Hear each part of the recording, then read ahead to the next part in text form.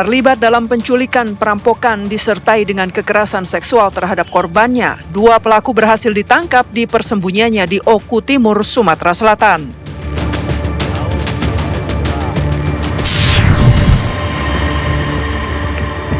Diduga remblong, sebuah truk tronton yang bermuatan besi di Bener Meriah Aceh menabrak sejumlah kendaraan yang sedang parkir di badan jalan.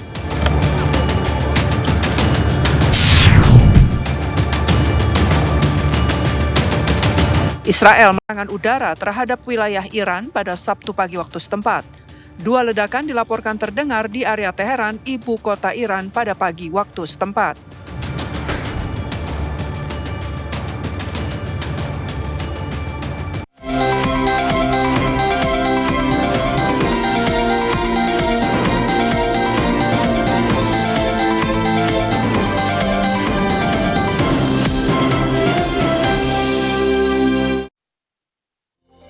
Assalamualaikum warahmatullahi wabarakatuh. Selamat malam pemirsa. Perundingan antara Amerika Serikat dan Iran kembali berakhir tanpa kesepakatan terkait pengayaan uranium untuk program nuklir Iran. Terbaru pemirsa, konflik yang semula dari diplomasi kini telah meningkat menjadi konflik militer udara setelah Israel terlebih dahulu menyerang wilayah di Iran. Kita akan bahas bersama dengan sejumlah narasumber di Apa Kabar Indonesia Malam bersama saya, Vena Kintan. Ya, dan saya Kenana pemirsa, tentu kami juga akan mengajak Anda melihat pilihan rekomendasi menu untuk berbuka puasa dan menemani Anda tentunya dengan sejumlah informasi lain di Apa Kabar Indonesia Malam selengkapnya.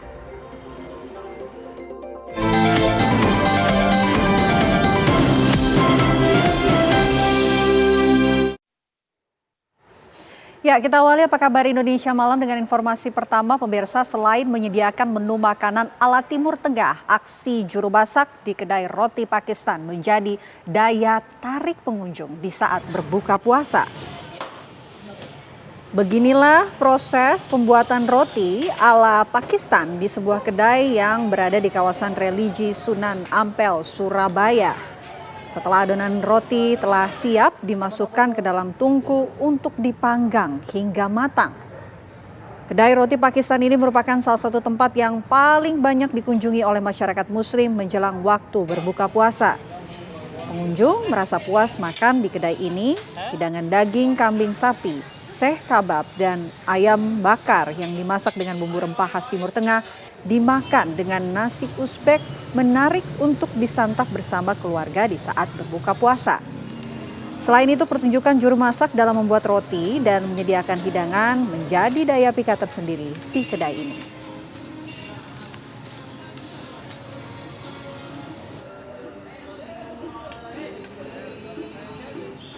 Dari Surabaya kita bergeser ke Yogyakarta. Buka puasa dengan bubur sayur tempe dan krecek menjadi tradisi turun-menurun di Masjid Sabilur Rosyad, Wijirejo, Bantul, Yogyakarta setiap bulan Ramadan. Di Masjid Sabilur Rosyad, tradisi berbuka dengan bubur putih yang dilengkapi sayur tempe dan krecek telah berlangsung sejak ratusan tahun dan terus dilestarikan hingga kini. Setiap hari pengurus masjid memasak bubur dalam jumlah besar lengkap dengan lauk, sayur tempe, dan krecek untuk dibagikan kepada jemaah.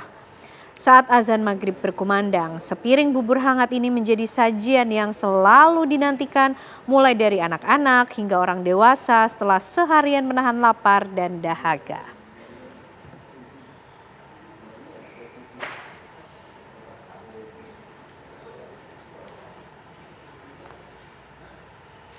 Nah, kini saatnya kita menyapa teman-teman yang sudah berada di sejumlah lokasi untuk memberikan pilihan rekomendasi menu berbuka puasa bagi Anda pemirsa.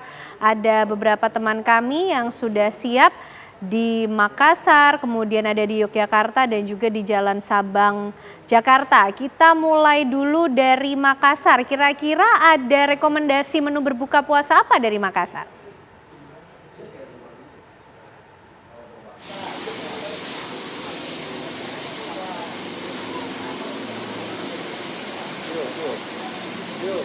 Ya, Vena, Kenana, dan juga pemirsa, sebenarnya saya tidak mendengar apa yang dikatakan di studio, namun satu hal yang pasti nih, saya ingin merekomendasikan menu berbuka puasa di Kota Makassar.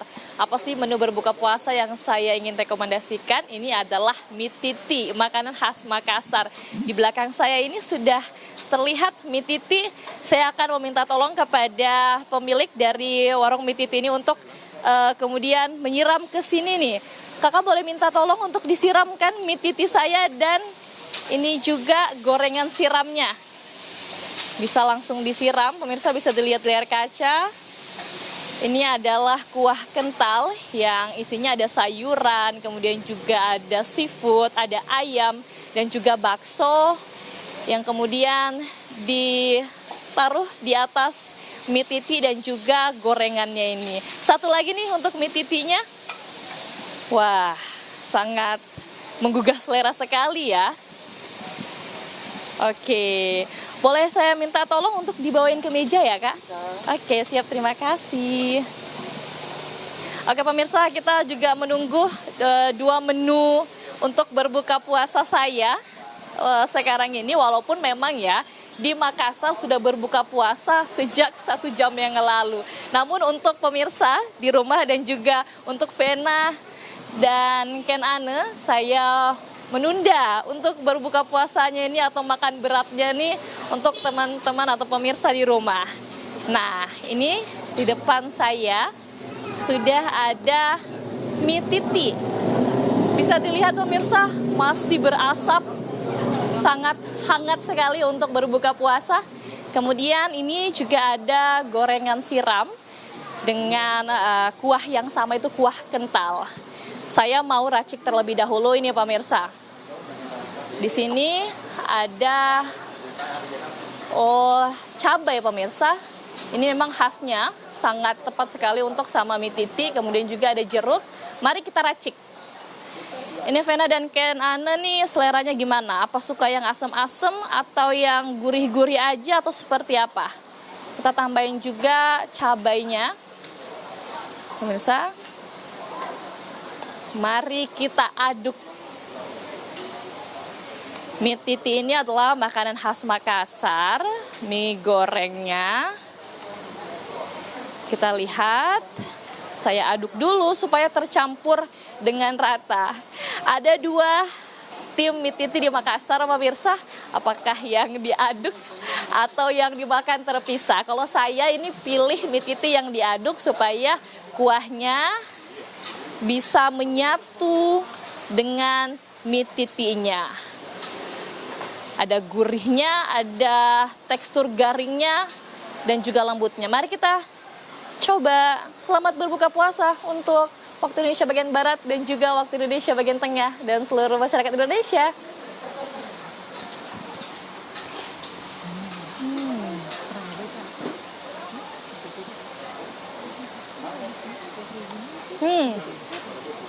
Gurih sekali, hangat sekali, tepat sekali untuk dijadikan sajian berbuka puasa.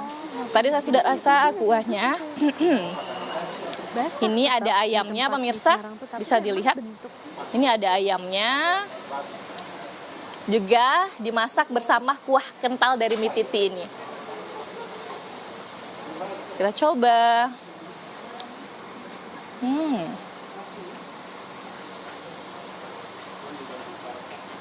Sekarang saya mau coba kombinasi, ada sayurnya, kemudian ada mie titinya, ada kuahnya, dan ada topping-toppingnya.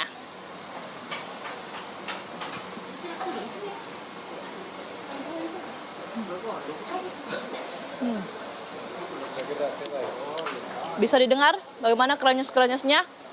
Nah, ini juga sama pemirsa, cuman ini adalah gorengan yang disiram dengan kue yang sama. Kemudian kita tutup dengan es markisa.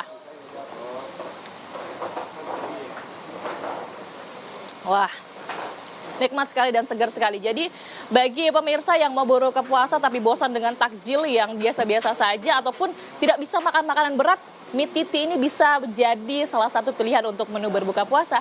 Kembali ke Jakarta, Kenana, Vena. Waduh, nikmat sekali nih mie titi yang dinikmati oleh Firda Jumardi tapi terlalu jauh dari kita, Itu dari dia. Makassar, Sulawesi Selatan. Bisa di delivery nggak ya ke Nah, Jakarta mudah-mudahan kira-kira? bisa ya. Oke, dari Makassar pemirsa, kami ingin mengajak Anda untuk melihat menu berbuka puasa. Rekomendasi rekan kami ada Arga Dumadi di Yogyakarta. Arga, rekomendasi malam hari ini apa? Silakan. Ya, Vena dan juga Ken Ana. Kali ini saya akan merekomendasikan kepada Anda makanan untuk berbuka, namanya adalah petel bakar, pemirsa. Ya, jadi kalau mamanya Anda ke Yogyakarta, tepatnya di sekitar kawasan Jalan Wonosari, ini ada namanya tempat makan petel bakar. Apa sih sebenarnya petel itu? Nah, ini adalah petel ya. Jadi mungkin bisa di-shoot nih ke kamera, silakan juru kamera saya. Petel ini adalah seperti ini, pemirsa. Oke, saya izin taruh mikrofon saya dulu sebentar. Oke, jadi ini adalah petel ya pemirsa ya. Ini adalah petel. Jadi kalau dalam bahasa Jawa petel itu adalah kapak artinya. Cuman ini bukan kapak beneran karena ini sebenarnya adalah bagian iga dari sapi pemirsa. Yang ini dibakar dan juga udah dikasih bumbu. Kalau tadi saya lihat masaknya ini ada pakai bumbu kecap juga. Terus ini disajikannya di atas hot plate. Jadi ya sebisa mungkin ini kita makannya itu kalau masih panas-panas gitu kan memang lebih afdol ya pemirsa ya. Ini saya coba untuk potong dan ini ternyata empuk sekali. Oke, saya mau ngicipin dulu nih. Ini ada sedikit kuahnya di sini. Bismillahirrahmanirrahim.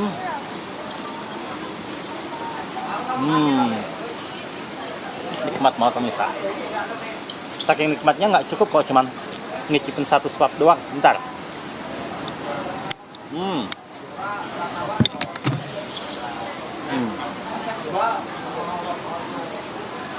Dan saya sukanya pedas kan, jadi ini ada cabenya. Oke, saya ambil dikit.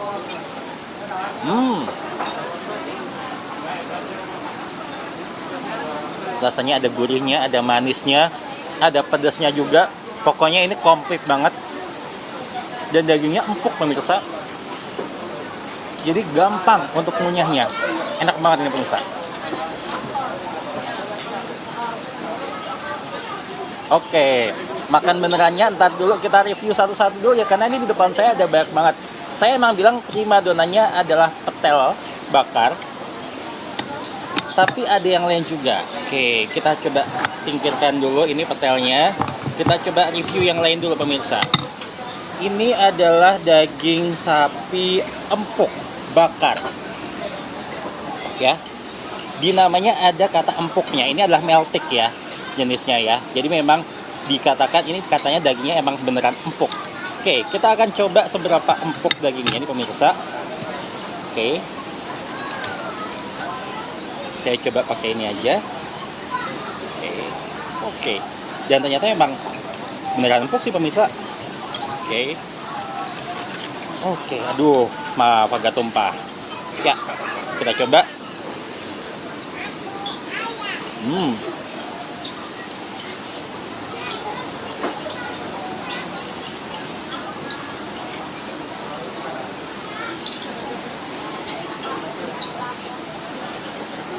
Beneran nikmat. Sesuai dengan namanya, empuk. Terus habis itu bumbunya yang ada di sini, ini gurih pemirsa. Dan ini melengkapi ya untuk dagingnya ini sendiri kan, karena dibakarnya juga sebenarnya agak mirip dengan bumbu petel tadi sih. Agak-agak manis gitu. Dan ini bercampur dengan gurihnya dari bumbu ini. Jadinya nyatu semuanya dan nikmat banget. Dan ini bakalan komplit kalau umpamanya dimakan pakai nasi putih. Ya tahu sendirilah, orang Indonesia kalau makannya belum pakai nasi putih tampaknya tidak afdol begitu ya pemirsa ya. Oke, kemudian yang lainnya ini ada iga bakar nih pemirsa. Nah, di sini iganya ini ada macam-macam. Satu ini adalah iga bakar. Kemudian yang di sebelah sini ini adalah iga geledek. Sesuai dengan namanya iga geledek ini bumbunya pedas nih pemirsa ya. Kelihatan juga ya ada cabenya di sini. Dan ini kuahnya pun juga warnanya beda dibandingin sama yang iga bakar. Karena kalau yang iga bakar ini kuahnya kan memang cenderung lebih gelap, yang tampaknya ini menunjukkan kalau bumbunya ini lebih banyak kecap. Jadi agak manis juga. Seperti biasa kalau di Jogja emang kebanyakan makanan itu ada manis-manisnya gitu pemirsa. Kalau umpamanya Anda pingin yang agak lebih netral, lebih gurih rasanya, nah mungkin Anda bisa makannya adalah sop iga ini pemirsa. Oke, saya mau coba dulu. Wah, ini ada banyak sekali makanannya. Saya mau ambil iga bakarnya dulu pemirsa. Oke. Kita coba ya iga bakarnya ya. Oke, ini langsung aja dicuil aja.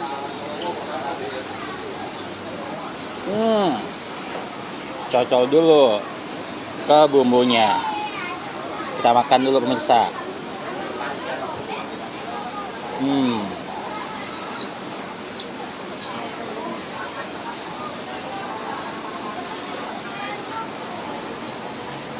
Bentar, saya harus memastikan jadi makannya dikit lagi. Oke, ini ada cabenya juga ya. Oke.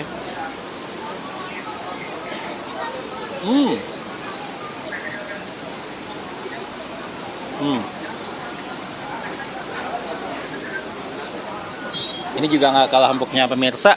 Pokoknya di sini yang saya cobain nggak ada yang gagal. Dan karena nggak ada yang gagal, pastinya saya pengen makan terus nih pemirsa ya. Dan Anda nggak bisa ikutan saya makan ya. Karena itu saya balikin ke Jakarta barengan sama Vena dan juga Kenana. Boleh kali Arga kita ikutan, kayaknya menunya banyak banget soalnya. Siapa tahu butuh bala bantuan buat ngabisinnya. Pasti butuh sih itu. Pasti butuh ya. Tapi terima kasih ya Arga rekomendasinya. Petel tadi ya, petel bakar khas Yogyakarta. Nah kita coba bergeser cek ke Jalan Sabang, Jakarta. Kira-kira kalau di Jalan Sabang ada pilihan menu berbuka puasa apa sih Hafsa di sana? Soalnya kayaknya pilihannya banyak banget kalau di Jalan Sabang. Ya, selamat malam, Vena, Kirana, dan juga pemirsa. Ini Anda tim yang mana nih kalau buka puasa? Pakai makanan ringan atau makanan berat? Kalau saya lagi mau makanan berat dan tentunya mau pilih makanan yang comfort dan juga hangat di perut saya setelah seharian berpuasa. Yang bisa menjadi opsi untuk berbuka puasa Anda, ini salah satunya di Soto Ceker dan Ranjau Pak Gendut yang terletak di Jalan Haji Agus Salim atau biasa kita sebut ini Jalan Sabang pemirsa. Ini menjadi salah satu tempat favorit saya juga nih kalau saya nongkrong bersama teman-teman. Mungkin kita boleh tanya-tanya sedikit nih kepada penjual dari Soto Ceker dan Ranjau. Selamat malam Bapak. Malam. Dengan Bapak siapa? Pak Gendut. Bapak Gendut. Bapak ini boleh dong dijelasin ke pemirsa TV One menu yang paling laris nih di sini tuh apa sih Pak? Ceker sama ranjau. Apa? Ceker sama ranjau. Ceker sama ranjau, ini artinya dari tadi sore ya Pak, rame banget. Alhamdulillah. Oke, ini bisa sehari habis berapa nih Pak? 100 ya. 100 porsi. Oh, besar ini 100 kilo. 100 kilo, luar biasa. Pemirsa Anda bisa lihat di layar kaca ini berbagai bahan-bahan ya Pak. Ini tersedia sotonya, ada soto ayam atau ada apa aja Pak? Ayam, daging, pokoknya lengkap. Babat kikil ada juga. Tinggal pilih aja Pak. Iya, oke. Tinggal pilih. Oke, berarti tadi favoritnya ada soto ceker ranjau dan juga daging plus kikil ya Pak ya yang menjadi favorit ya. Iya, Oke. betul. Kita mau coba langsung nih Pak, boleh ya Pak? Yuk pemirsa kita coba gimana sih rasanya dari soto yang berada di Jalan Sabang ini. Ini kalau saya udah milih ya pemirsa, ini saya pilih soto yang paling favorit di sini. Ini adalah soto ceker plus ranjau dan juga soto daging plus kikil. Nah pemirsa kita lihat ya gimana sih visualnya, sini saya ajak Anda untuk melihat langsung visual dari soto ayam yang mana ini isinya ceker dan juga ranjau. Ini kita coba ya. Ini kalau kita lihat ini light banget ya ini kuahnya, terus juga warnanya menggiurkan. Kita coba ya untuk berbuka puasa hari ini. Bismillahirrahmanirrahim. Ini luar biasa enak banget loh Vena. Oke, Anda juga pemirsa, ini kuahnya light, jadi pas masuk tenggorokan itu langsung bikin hangat tubuh. Saya udah mau coba juga pakai nasi hangat tentunya ya. Kita siram nih nasi saya dengan kuah soto ini. Ini begini aja udah enak banget ya. Bismillahirrahmanirrahim. Jadi emang soto ini rempah-rempahnya kuat sekali. Dari yang saya coba ini kunyitnya berasa, bawang putihnya, dan tentunya ayamnya ini sangat lembut. Tadi kalau informasi ini digodok berjam-jam dan ini ayamnya ya warnanya sudah warna kuning, artinya ini sudah dibumbuin dan sudah diungkep juga selama berjam-jam yang membuat ini sangat enak untuk disantap. Selain daripada soto ayam, ini juga ada yang gak kalah ketinggalan adalah soto dagingnya pemirsa. Ini jadi selain ada ayam, Anda juga bisa memilih opsi daging dan juga kikil. Ini saya pilih, kita coba untuk dagingnya pemirsa. Ini dia daging, ya ini dia dagingnya. Kita coba apakah seenak soto ayamnya juga. Bismillah. Ini lembut sekali dagingnya. dan benar-benar berasa. Jadi kalau kita makan nggak pakai kuah, dagingnya itu sudah meresap ya bumbu-bumbu yang sudah diungkep dari penjualnya. Dan yang juga menjadi favorit, sate. Ini satenya per tusuk hanya Rp5.000, Anda bisa pilih. Kalau saya sukanya ini, sate telur puyuh. Dan Anda bisa lihat bahwa ini satenya juga sudah dibumbui. Artinya ini menjadi pilihan yang paling nikmat untuk Anda berbuka puasa. Kita coba pemirsa satenya.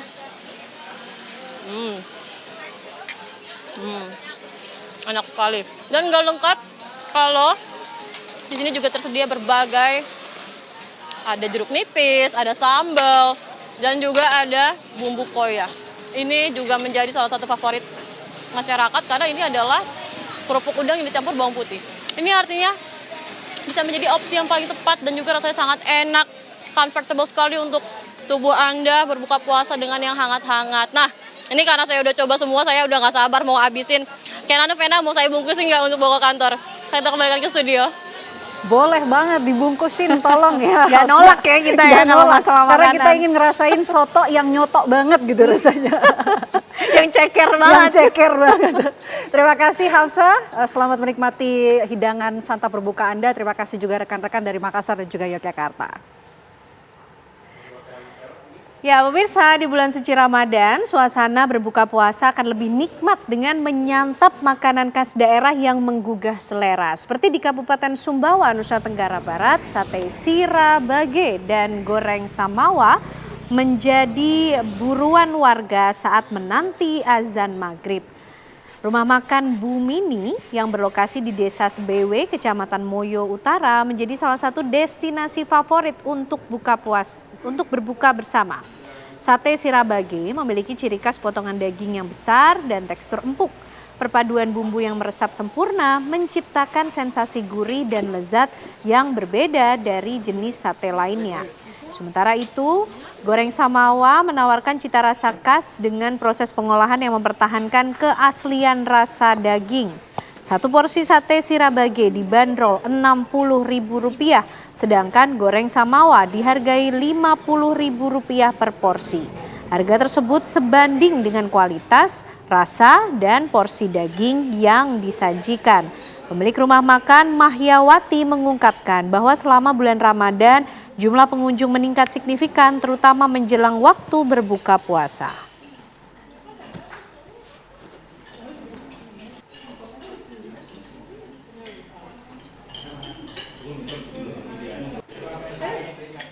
Kami jeda terlebih dahulu, pemirsa. Usai jeda kami akan kembali hadirkan informasi Israel melancarkan serangan udara terhadap wilayah Iran pada Sabtu waktu setempat. Informasi selengkapnya sesaat lagi. Ya, kita akan langsung membahasnya pemirsa bersama dengan sejumlah narasumber. Saya akan perkenalkan untuk Anda. Ketiganya hadir di studio bersama saya. Yang pertama di sebelah kanan saya ada Mbak Tia Mariatul, ada pakar hubungan internasional dari BINUS. Selamat malam Mbak Tia. Selamat malam Mbak Vena. Sehat Mbak? Alhamdulillah baik. Alhamdulillah sehat. Selain Mbak Tia, juga di sebelah kanan ini kami hadirkan ada Pak Iwan Wiranata Atmaja, mantan Duta Besar dari Iran. Assalamualaikum, selamat malam Pak Iwan. Waalaikumsalam. Sehat Pak Iwan? Alhamdulillah. Alhamdulillah. Terima kasih. Dan yang ketiga, narsum ketiga kita ini kami hadirkan pengamat Timur Tengah. Ada Mas Faisal Segaf, selamat malam. Malam Mbak. Sehat Mas Faisal? Sehat, alhamdulillah. Semuanya sehat ya, alhamdulillah ya. Kita awali terlebih dahulu ke Pak Iran ya, Pak Iwan ya. Pak Iwan, Anda pernah menjadi Duta Besar Iran begitu. Kalau Anda melihat bagaimana kemudian update perkembangan terbaru saat ini, kita saksikan bersama bagaimana kemudian Israel terlebih dahulu menyerang beberapa kota, wilayah di Iran setelah sebelumnya perundingan ataupun negosiasi antara Amerika Serikat dan juga Iran deadlock. Seperti apa analisa Anda? Terima kasih. Saya juga sebetulnya heran ya. Karena begini, kalau kita ikuti bersama, kemarin kalau nggak salah, Presiden Trump mengatakan bahwa dia kecewa dengan perundingan. Karena kelihatannya tidak ada kemajuan. Tetapi dia mengindikasikan masih akan melanjutkan perundingan. Ya. Ya. Jadi itu signal pertama. Tiba-tiba hari ini kita dengar Israel menyerang. Nah, bagaimana kita membaca itu? Jadi kalau dalam analisa saya, Israel ini was-was. Perundingan itu terlalu bertele-tele gitu. Dia tidak membahas apa yang dia inginkan sebetulnya, yaitu penghentian enrichment Iran, kemudian dismantling rudal Iran balistik. Nah, kemudian terjadilah peristiwa hari ini di mana Israel menyerang Iran.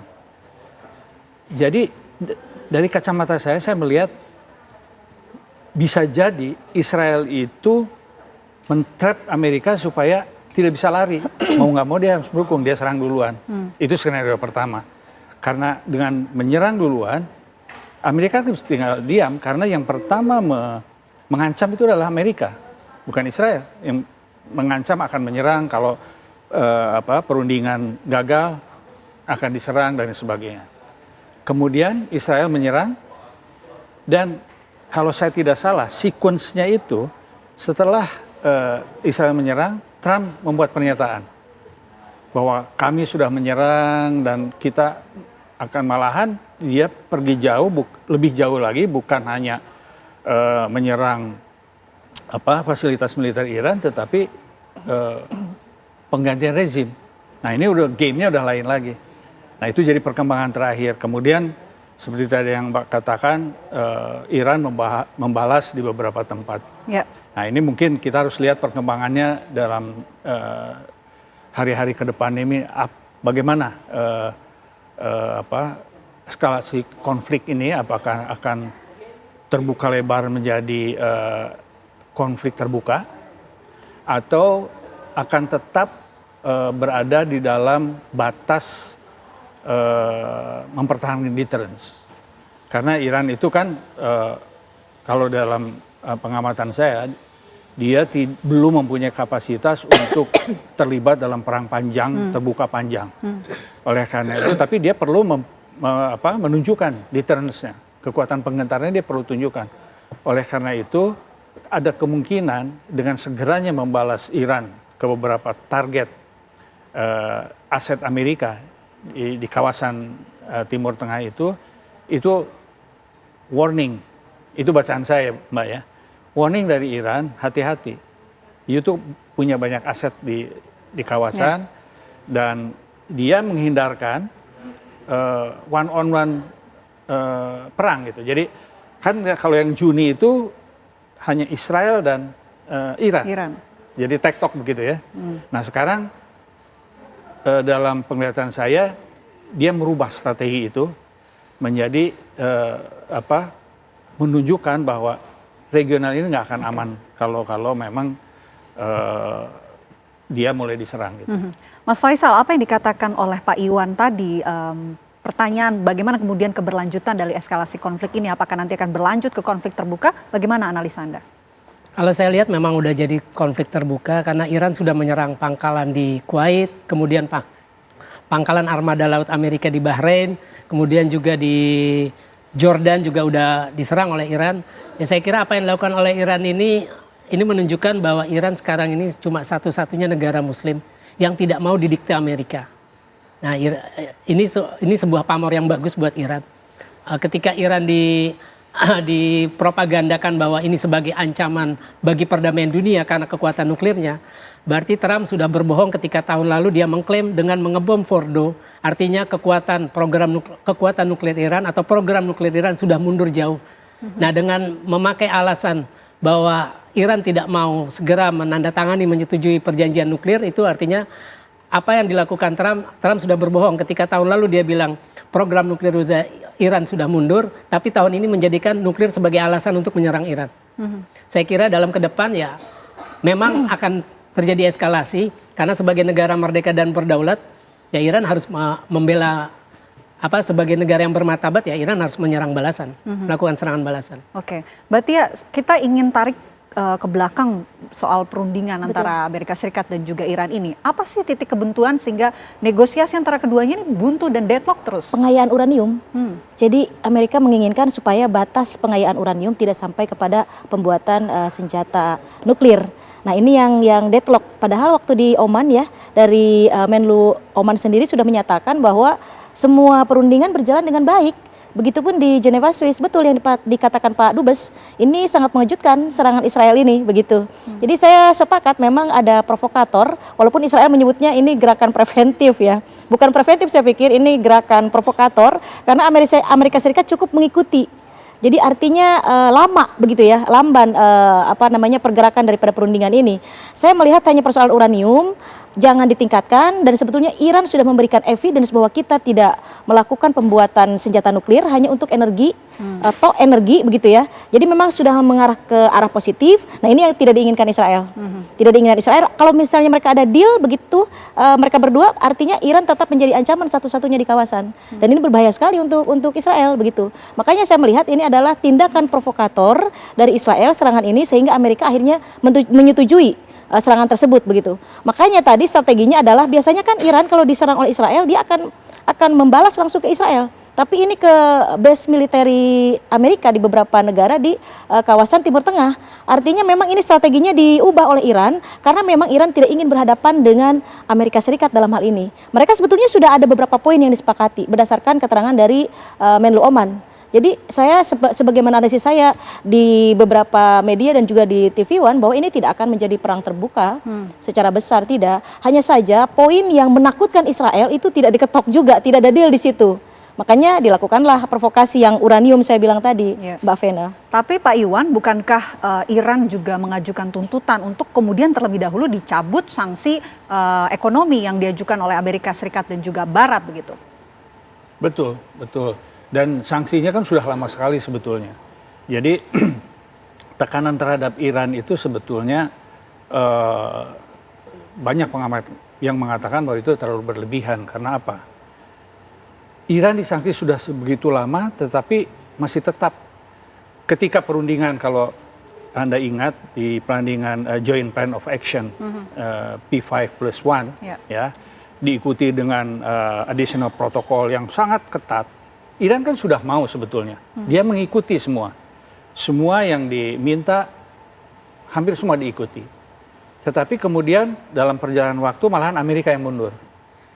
Ya, kata Iran, memang dia bergerak atau berbuat sesuai dengan hukum internasional. Karena sebagai pihak dari NPT, Non-Proliferation Treaty, dia itu berhak mengembangkan energi nuklir untuk damai.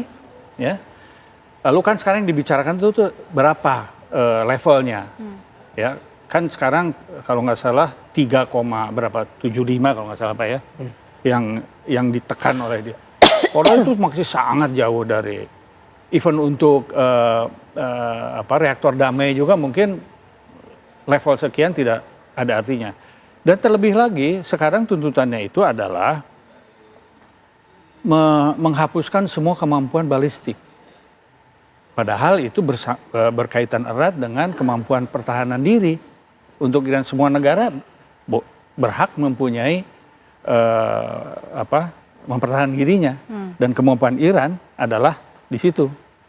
Nah sekarang saya baru mendengar berita bahwa pidato Trump yang terakhir mungkin beberapa jam yang lalu mengatakan bahwa ini adalah misinya itu regime change. Artinya kalau betul itu yang ditujukan, itu udah bergesernya udah jauh sama sekali. Bergeser dari perang deterrence ya, eskalasi yang bisa dibatasi menjadi perang yang tidak terbatas. Karena ketika perubahan rezim yang disasar itu akan berpotensi menjadi pemersatu di dalam negeri. Dan itu akan membuat kekuatan Iran bertambah gitu. Mas Faisal, kalau dari kacamata Anda, Iran melihat program nuklir ini sebagai kebutuhan keamanan atau alur tawar geopolitik? Ya, tuduhan yang disampaikan Amerika dan Israel selama ini adalah tuduhan palsu. Karena kita tahu pendiri Republik Islam Iran, pemimpin revolusi Imam Khomeini sudah mengeluarkan fatwa mengharamkan produksi senjata pemusnah massal, termasuk senjata nuklir. Jadi apa yang dituduhkan itu tidak pernah terbukti. Apa yang dilakukan Trump dengan alasan nuklir ini seperti mengulang kejadian ketika Presiden Bush waktu memimpin pasukan koalisi untuk menumbangkan rezim Saddam Hussein dengan alasan senjata pemusnah massal. Ternyata itu juga kebohongan. Nah ini apa yang dilakukan oleh Trump yaitu sama. Jadi merupakan tuduhan palsu dan Iran juga selama ini selalu memberikan kesempatan kepada IAEA untuk melakukan inspeksi. Seharusnya ya apa yang dilakukan Trump ini ya demi kepentingan Israel. Karena yang tidak disetujui, Trump sadar sebenarnya Iran tidak punya senjata nuklir. Makanya dalam perundingan kemarin itu yang ditambah 2 isu, yaitu menghentikan program senjata balistiknya sama menghentikan dukungan Iran terhadap milisi-milisi anti-Israel, yaitu Hamas dengan Jihad Islam di Gaza, kemudian Hizbullah di Lebanon, sama Al-Hutsyun di Yaman. Ini kan semua dukungan Iran. Jadi ya saya kira ya apa yang dilakukan Trump ini sangat kontradiktif dengan lembaga yang dia buat. Ketika dia bikin lembaga namanya perdamaian, ternyata dia malah membuat perang dengan negara lain.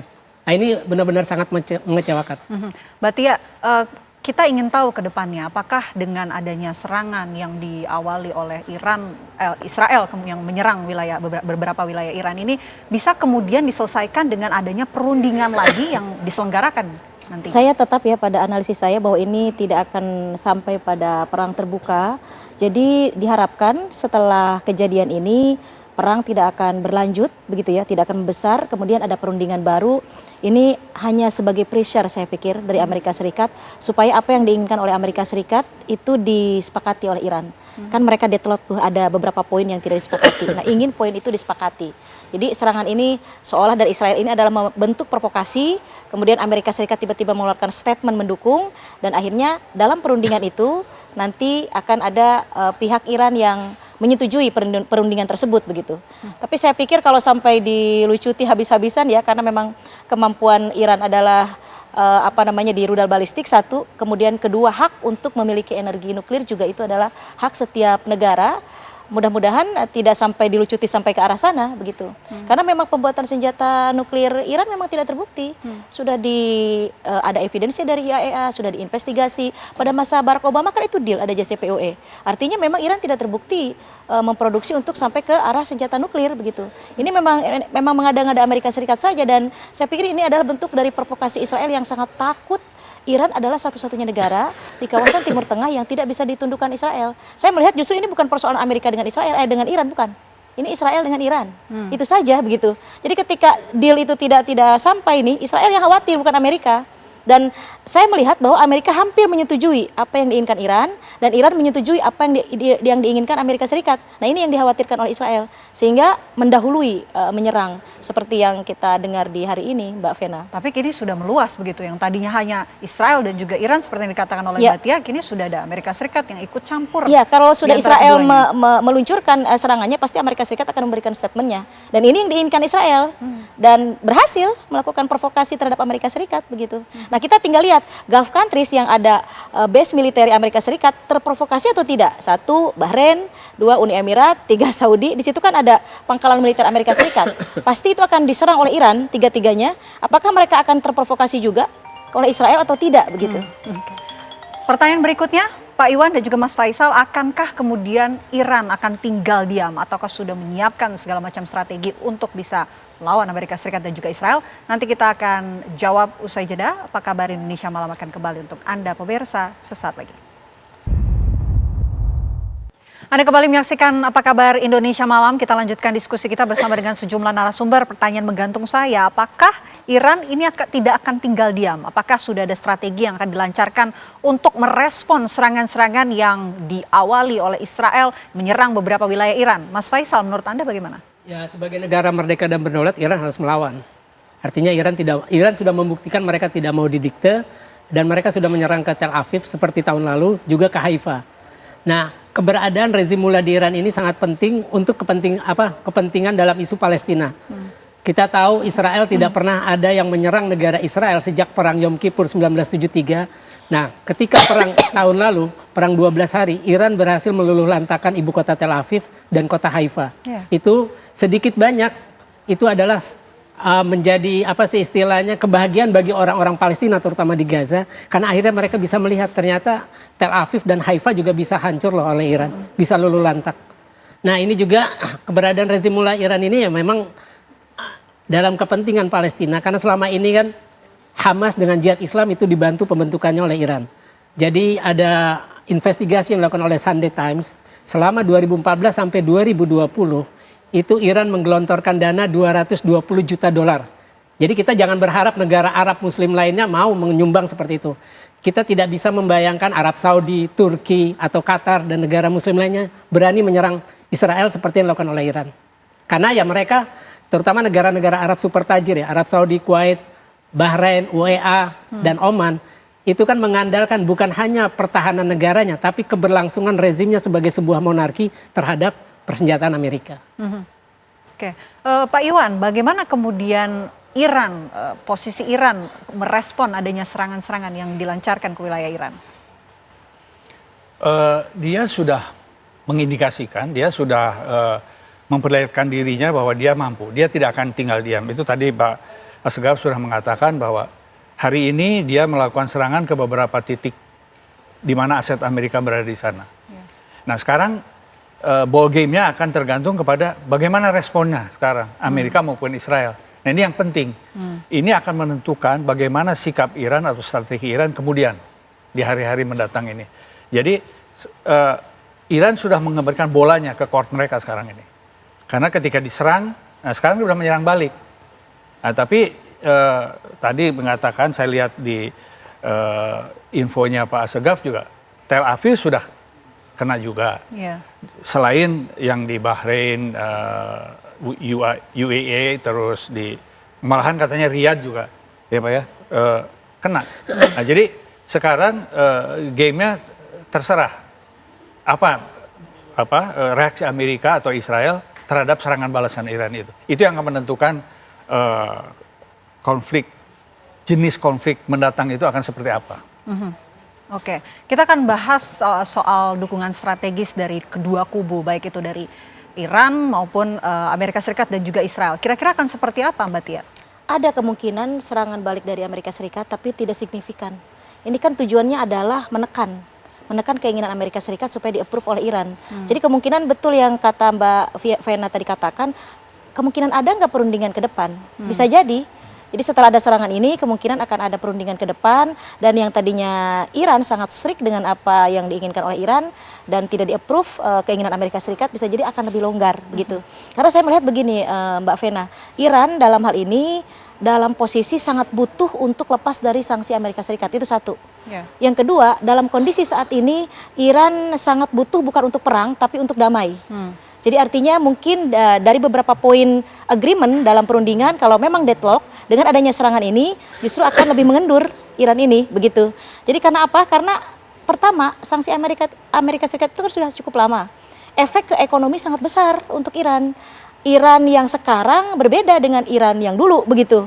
Jadi ada kekurangan ekonomi di situ, ada stabilitas politik yang tidak baik begitu ya. Kemudian ditambah juga dengan kondisi saat ini perekonomian Iran yang terus-menerus digempur oleh sanksi Amerika Serikat dalam jangka waktu panjang, itu cukup menurunkan pertumbuhan ekonomi Iran. Nah, saya melihat bahwa Iran akan sedikit mengendur, apalagi sekarang diserang Israel.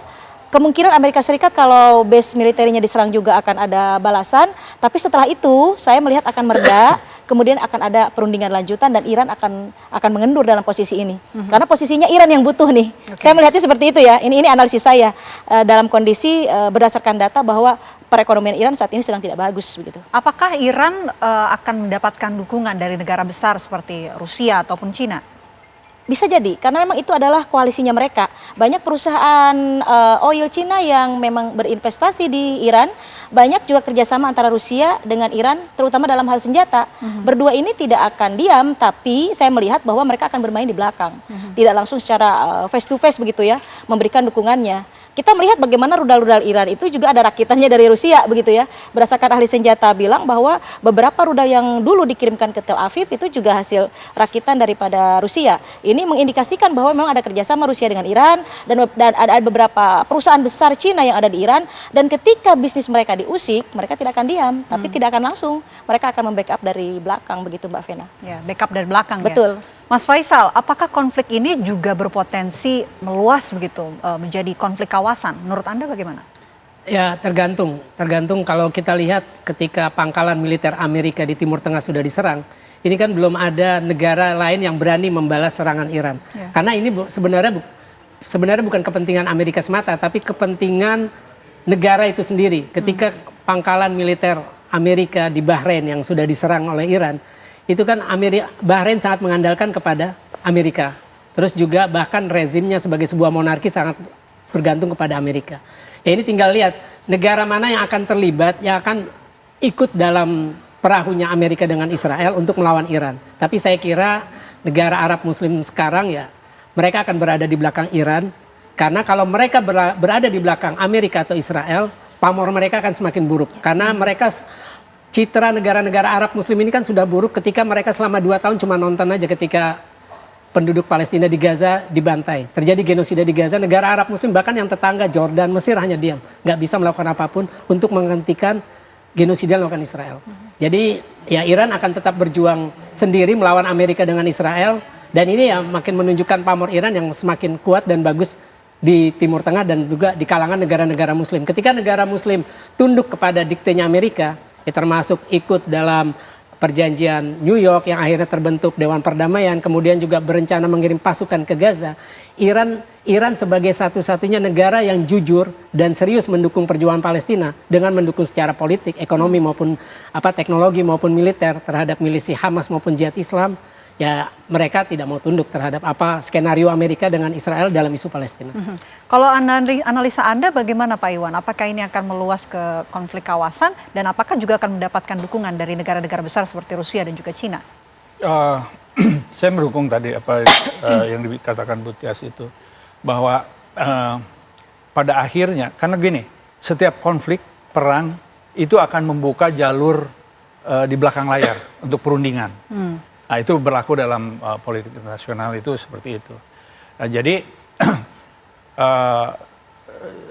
menurut saya bahwa perang ini akan terbatas, ya, tidak akan melebar sehingga memancing ikut sertanya negara-negara di kawasan. Itu satu. Kedua, seperti tadi dikatakan bahwa negara-negara yang mendukung Iran seperti Rusia dan Cina itu tidak menginginkan Iran itu jatuh. Dia ingin Iran tetap eksis untuk berbagai masalah ekonomi. Ya. Iran negara kuat, penyeimbang di kawasan. Mereka membantu di dalam misalnya secara diplomatik. Dia akan membantu di Dewan Keamanan.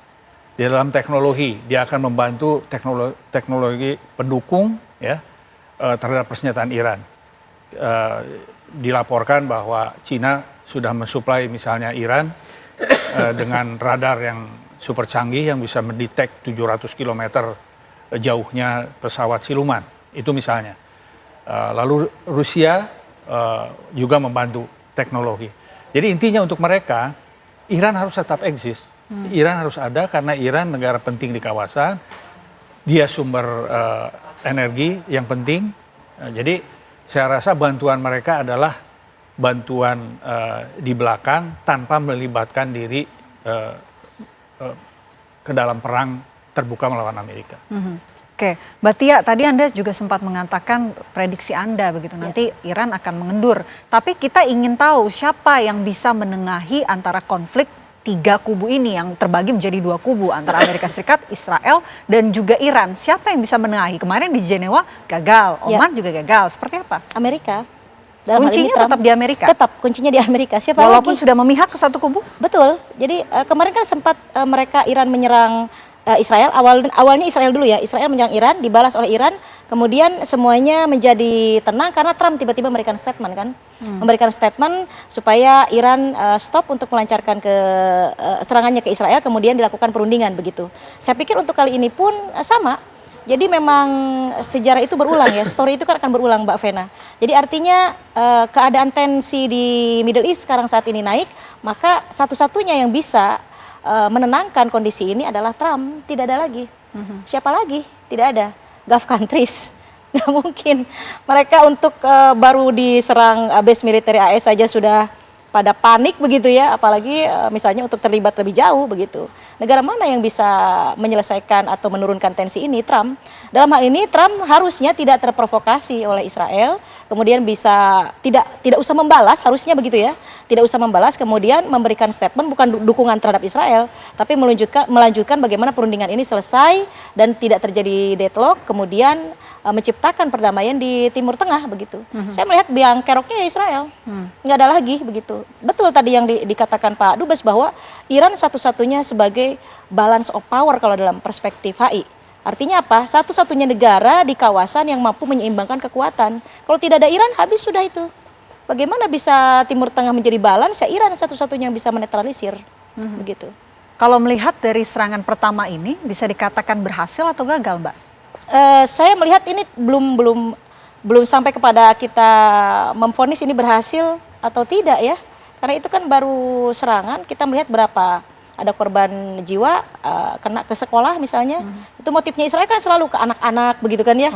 Nah kita melihat baru ke arah sana, jadi saya tidak bisa menyatakan bahwa ini sukses atau tidak, karena Iran pun baru membalasnya ke arah pangkalan militer Amerika Serikat begitu. Ini juga sebagai warning juga dari Iran bahwa ini adalah kami ada loh perlawanan, rudal balistik kami hebat loh. Begitu, jadi belum sampai kepada tahap mendeteksi ini sukses atau tidak. Begitu. Karena dikatakan bahwa serangan ini berhasil dipatahkan dengan Iron Dome gitu Mbak. Ya dulu sih sempat banyak yang masuk ya, Iron Dome yang dulu Israel ya. Kalau yang sekarang apakah recovery Iron Dome-nya Israel kalau Iran menyerang balik begitu ya, kita tidak tahu begitu. Saya kebetulan tidak begitu memahami detail bahwa saya bukan ahli senjata, saya lebih fokus untuk riset saya di bidang politik dan ekonomi Timur Tengah begitu.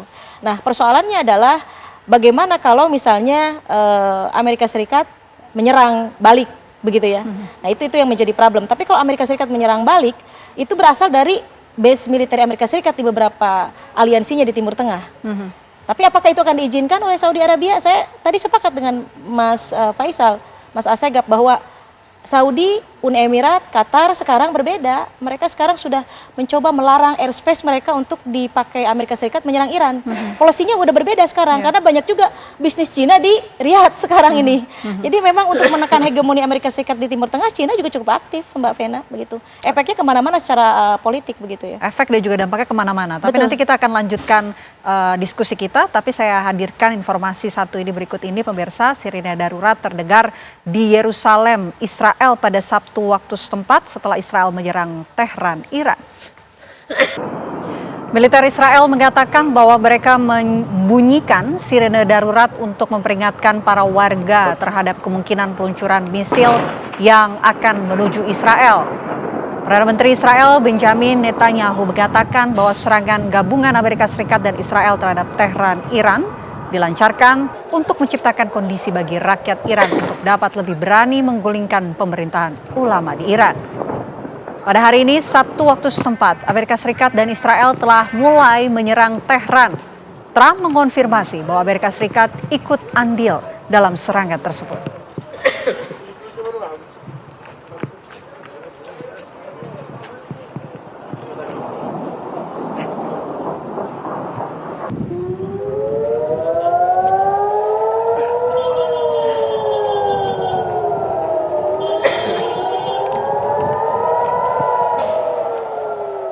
Ya, kita akan lanjutkan diskusi kita. Saya mau ke Pak Iwan. Pak Iwan, kalau menurut Anda, jika kemudian ketegangan ini terus meningkat, bagaimana kemudian dampaknya terhadap stabilitas global? Menurut saya ketegangan di situ bukan pertama kali ya ini ya, karena antara Iran dan Israel dan Amerika itu akan terus berlanjut dalam arti hanya skalanya yang beda, ya. Skalanya akan berbeda. Itu tadi seperti saya katakan itu akan tergantung kepada bagaimana reaksi Amerika terhadap serangan balasan Iran. Ya. Tetapi dampaknya terhadap global ya tentunya regional dan global ya itu ada. Kalau ini berkepanjangan sudah jelas dampak ekonomi akan terpengaruh ya karena kawasan itu adalah sumber energi. Ketika supply dari daerah itu terganggu, maka harga minyak akan naik, itu udah pasti, ya kan? Saham akan terkoreksi karena semua itu berhubungan dengan sumber energi dari kawasan itu. Jadi dampak globalnya lebih kepada hal-hal itu, karena menurut saya konflik ini selain itu hanya pengulangan dari sejarah, kalau kata Bu Tias itu tadi, yang skalanya itu hampir bisa diperkirakan, bisa diantisipasi, lalu remedinya juga more or less bisa bisa diantisipasi. Nah, hanya dampak-dampak ekonomi itu kadang-kadang itu snowballing. Seperti dulu ketika kita ada krisis energi, nah itu kan sampai harga minyak $100 per barrel itu. Nah, ini sejauh mana konflik ini akan bisa dibatasi sehingga tidak memicu gejolak ekonomi global menjadi lebih buruk lagi. Kita juga ingin bahas, tadi kita udah bahas secara stabilitas global, bagaimana kemudian dampaknya terhadap stabilitas politik, khususnya di Timur Tengah. Mas Faisal nanti bisa respon usai jeda, kami jeda terlebih dahulu. Apa kabar Indonesia Malam akan kembali untuk Anda sesaat lagi. Anda kembali menyaksikan Apa Kabar Indonesia Malam, kita lanjutkan diskusi kita. Mas Faisal, bagaimana kemudian dampaknya jika kemudian berlanjut terhadap stabilitas politik khususnya di wilayah Timur Tengah? Yang pertama yang saya tegaskan, Trump itu melakukan semua ini demi kepentingan Israel. Tidak perlu provokasi dari Israel. Karena Trump ini adalah presiden paling berjasa kedua setelah Harry Truman buat Israel. Ketika dia memberikan pengakuan baik Yerusalem Barat maupun Timur sebagai ibu kota Israel. Itu semua buat untuk kepentingan Israel. Jadi sebagai di Amerika itu kan ada istilah Israeli firsters. Siapapun presiden Amerika harus menempatkan kepentingan Israel sebagai prioritas pertama kebijakan luar negeri mereka. Nah, stabilitasnya kalau kita kaitkan itu ada hasil survei terbaru. Saya lupa dari Gold Up atau apa. Itu sekarang rakyat Amerika lebih banyak bersimpati kepada Palestina dibanding kepada Israel. Artinya perang ini terakhir itu ketika Trump mengumpulkan 8 pemimpin itu ada salah satu pemimpin minoritas di Kongres, di Senat, itu dia bilang, kalau ingin nyerang Iran, isu ini harus dibawa dulu ke rakyat Amerika. Jadi Trump tidak bisa memutuskan sendirian. Kalau dari pernyataan itu kemungkinan tambah lagi bahwa simpati terhadap Israel sekarang lebih kecil dibanding simpati rakyat Amerika kepada Palestina. Ya, saya yakin ya rakyat Amerika pasti akan menolak apa yang telah dilakukan Trump ini. Karena ada laporan serangan gabungan ini dibagi dua tugasnya. Israel menyerang pemimpinnya Iran, itu salah satunya ada 7 peluru kendali yang ditargetkan kepada rumah pemimpin tertinggi Iran, Ayatollah Ali Khamenei, kemudian juga kepada Presiden Iran Masoud Pezeshkian. Keduanya selamat dari serangan itu. Nah, sedangkan Amerika menargetkan fasilitas militer di Iran. Jadi dua-duanya sama-sama menyerang di sini. Nah, stabilitasnya saya yakin kalau perang berkepanjangan akan ada demo di Amerika. Seperti ketika Amerika mendukung genosida Israel di Gaza. Tapi kan memang sudah ada sekarang ini demo di Amerika Serikat sudah ada. Apakah akan lebih besar? Yang ICE masalah imigrasi. Saya kira kalau ini perang berkepanjangan itu akan ada demo untuk menentang serangan Trump terhadap Iran. Terus yang kedua, kalau dari Iran sendiri, saya 3 kali ke sana, itu rakyatnya kalau untuk menghadapi intervensi asing itu sangat solid. Saya lihat ketika Ibrahim Raisi sholat jenazah, itu Teheran penuh dengan orang yang kesana. Waktu itu sholatnya di Universitas Teheran, dan itu diyakini kematian Ibrahim Raisi, Presiden Ibrahim Raisi, karena sabotase Mossad. Karena dari 3 helikopter, hanya helikopter yang di tengah yang dia tumpangi yang jatuh waktu itu di provinsi Azerbaijan Timur. Nah, kita lihat ketika demo anti rezim Januari kemarin, itu pun juga kalah dengan demo pro rezim. Artinya melawan intervensi asing, stabilitas di Iran tetap akan solid kuat. Karena ya buat Iran, mereka ada pride, mereka pernah menguasai dunia dulu, Kekaisaran Persia. Sedangkan Amerika kan negara baru kemarin sore, 1776, Israel baru dibentuk 1948. Jadi ya Iran pasti tidak, sebagai sebuah bangsa tidak akan mau tunduk kepada Amerika maupun Israel, ya negara yang baru dibentuk kemarin sore. Terus kalau saya melihat stabilitas di Israel itu akan semakin tekanan terhadap Netanyahu, yang sudah membawa ketakutan bagi rakyat Israel dengan 2 tahun perang, terus kemudian ada serangan dari Hizbullah ke permukiman utara, dari Al-Husayun juga menyerang, itu ya akan ada demo lagi terhadap Netanyahu. Sebenarnya perang ini sangat dibutuhkan oleh Netanyahu. Ketika perang Gaza sudah selesai, karena Netanyahu menghadapi 4 kasus korupsi, yang terakhir itu Qatargate, kasus suap terhadap kepala stafnya. Nah, Netanyahu butuh perang yang baru ini untuk menjaga agar dia tidak perlu lagi menjadi saksi di persidangan kasus korupsinya, karena ada isu keamanan nasional yang mengharuskan semuanya harus fokus ke arah ini. Ya, sedangkan stabilitas di Timur Tengah lainnya, terutama di negara-negara yang punya pangkalan militer Amerika, saya kira kalau semakin panjang itu bisa menimbulkan demonstrasi, karena kita tahu ketika revolusi Arab 2011 itu kalau tidak ada Amerika di Arab Saudi, di Kuwait, di Oman, Bahrain, Qatar, dan Uni Emirat Arab, itu negara kerajaan itu bisa hancur. Karena demokratisasi itu kan kita lihat dimulai dari Tunisia, kemudian di Mesir, kemudian di Libya, terakhir di Suriah Assad. Nah, kalau misalkan tidak ada Amerika di sana, itu negara kerajaan itu kemungkinan besar sudah bubar. Karena ada demonstrasi, karena mereka menolak kerajaan. Oke. Kalau di dalam internal ataupun warga Iran sendiri, itu semuanya satu suara kah mengikuti langkah ataupun respon yang diambil oleh pemerintah Iran, atau sebetulnya ada perpecahan juga di dalam internal Iran? Kalau oposisi ya itu wajar, tapi kan kita lihat ketika demo ini kan bukan pertama demo anti rezim. Ketika 2009 menolak kemenangan Ahmadinejad, waktu itu ada dari kubu progresif reformis, yaitu kubunya Hatami, kemudian Musawi. Itu demo itu berlangsung tapi tidak sampai terjadi bentrokan. Kemudian 2019, kemudian Mahsa Amini 2022. Nah, terakhir kan Januari kemarin. Itu semua bisa, artinya di Iran sebagai negara Republik Islam Iran, demonstrasi itu diizinkan asal tidak merusak. Dimanapun negara itu seperti itu.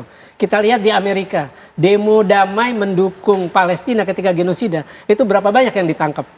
Itu kan di zaman Trump ini sebenarnya demokrasi Amerika ya udah ambruk.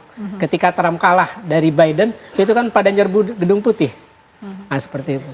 Jadi ya kesolidan rakyat Iran sebagai sebuah bangsa ketika menghadapi intervensi asing itu pasti akan sangat solid. Saya kira negara Indonesia pun kalau misalkan ada negara lain mau menyerbu, saya yakin bangsa Indonesia akan solid dalam menghadapi bangsa asing. Oke, dari sisi hubungan internasional nih Mbak Tia, dampak untuk stabilitas global jika ini berkepanjangan ini seperti apa?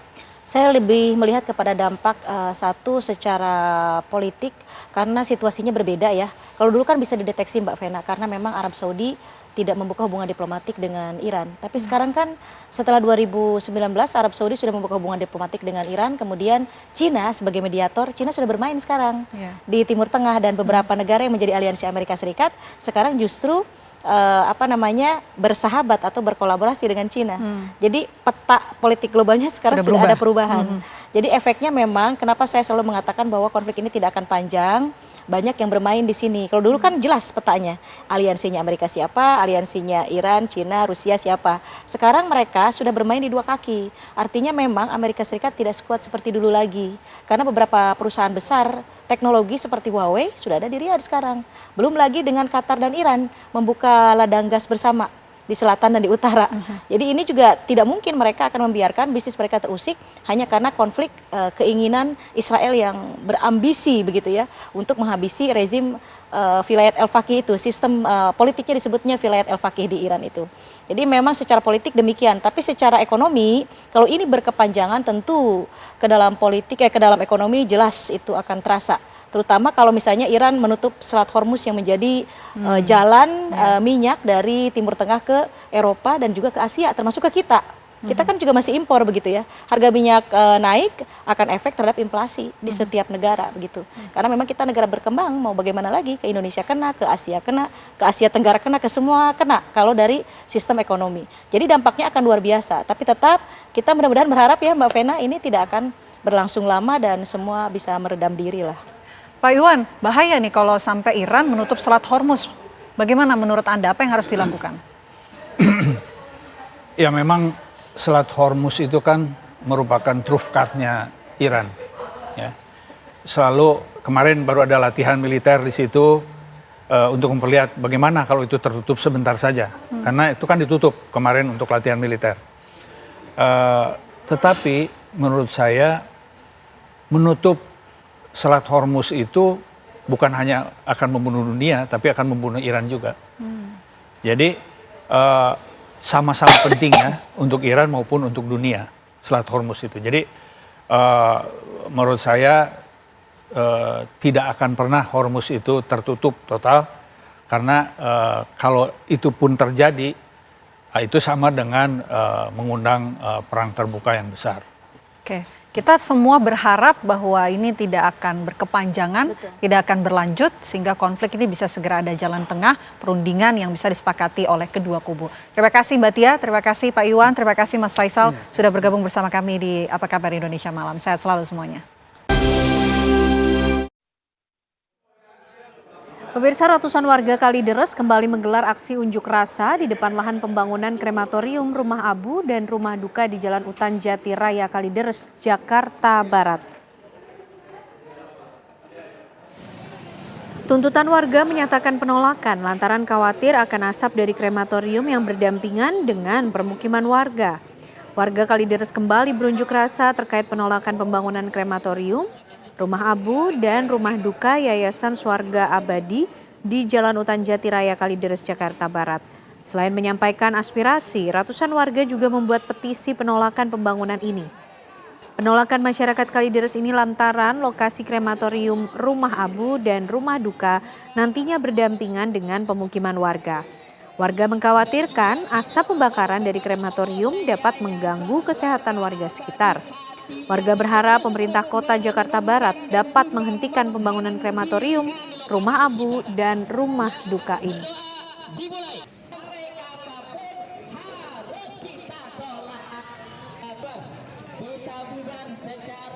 Sebuah minibus berwarna hitam menabrak pembatas jalan dan baru berhenti setelah membentur tiang lampu Jalan Sabang, Menteng, Jakarta Pusat pagi tadi.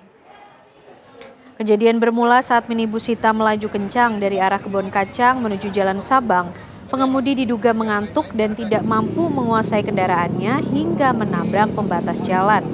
Mobil yang diduga dikendarai pria berwarga negara asing ini baru berhenti setelah menabrak tiang lampu di perempatan Jalan Sabang, Menteng, Jakarta Pusat. Benturan keras ini mengakibatkan kendaraan roda 4 rusak berat pada bagian depan. Sementara WNA mengalami luka ringan.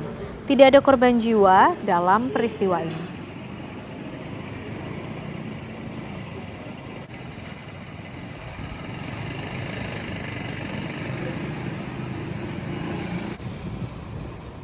Satuan Resmo Polres Bantaeng, Sulawesi Selatan menangkap pelaku penculikan anak perempuan di bawah umur setelah korban disekap lebih dari 2 pekan di kamar kos.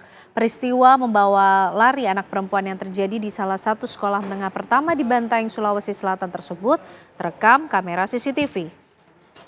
Kamera CCTV memperlihatkan seorang laki-laki mendatangi sekolah berpura-pura sebagai salah satu keluarga dari siswi SMP negeri di Bantaeng, Sulawesi Selatan. Pria tersebut menjemput siswi menggunakan sepeda motor setelah mendapat izin dari pihak sekolah pada 11 Februari lalu.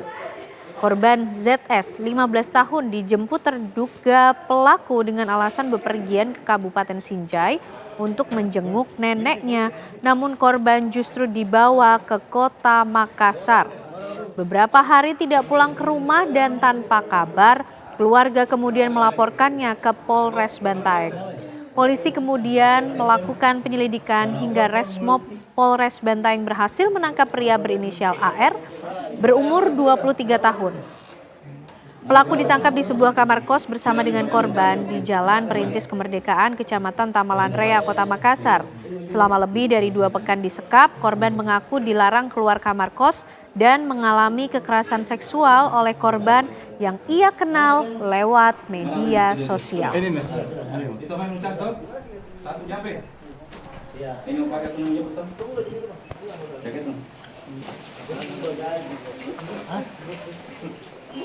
Terlibat dalam penculikan, perampokan disertai dengan kekerasan seksual terhadap korbannya, 2 pelaku berhasil ditangkap di persembunyiannya di Oku Timur, Sumatera Selatan. Inilah video pengejaran hingga penangkapan salah satu pelaku yang melakukan penculikan disertai dengan perampokan dan kekerasan seksual terhadap korbannya di wilayah Sumatera Selatan beberapa waktu lalu. Menurut keterangan dari pihak kepolisian, pelaku ini dalam aksinya menggunakan modus jemput paksa berkedok travel dengan cara lebih dulu berkeliling dengan mobil saat melihat sasaran yang rata-rata wanita sedang berdiri di jalan. Para pelaku langsung menawarkan untuk diantar ke tujuan dengan bujuk rayu. Setelah korbannya ikut dan naik mobil, barulah para pelaku beraksi dengan berbagai cara dari membekap, mengikat, hingga dengan cara mengancam korbannya menggunakan senjata tajam. Seperti yang dialami salah satu korban, seorang guru diculik saat menunggu bus di jalan pada awal Februari 2026. Korban dipaksa memberikan PIN ATM dan uang sebesar 9 juta rupiah lebih diambil pelaku, lalu korbannya kemudian dibuang di wilayah Tanjung Raja, Kabupaten Ogan Ilir. Dan kasus kedua terjadi pada 15 Februari 2026, seorang remaja berusia 16 tahun harus mengalami kekerasan seksual di dalam mobil dan lalu pelaku kembali menurunkan korbannya di kawasan Palembang.